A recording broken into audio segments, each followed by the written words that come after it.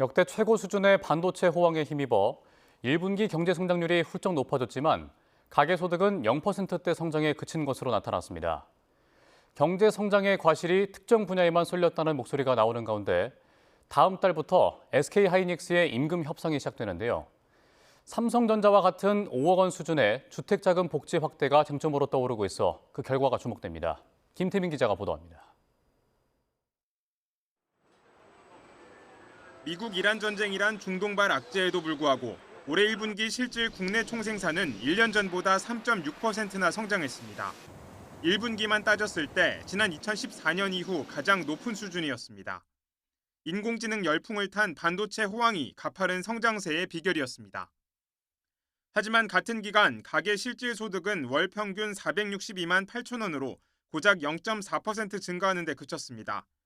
경제 성장률과 소득 증가율이 3% 넘는 격차를 기록한 건 지난 2024년 이후 2년 만입니다.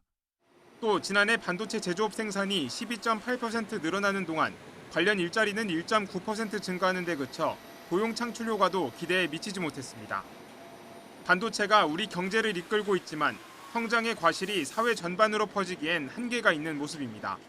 일자리 창출이라든지 낙수 효과 이런 부분에 있어서는 다른 산업보다는 반도체 산업이 낮게 나타나는 게 사실일 겁니다. 세금을 많이 내기 때문에 그 돈을 잘 활용해서 다른 곳으로 이제 혜택이 갈 수 있도록 하는 것, 그게 아마 중요한 숙제가 아닐까.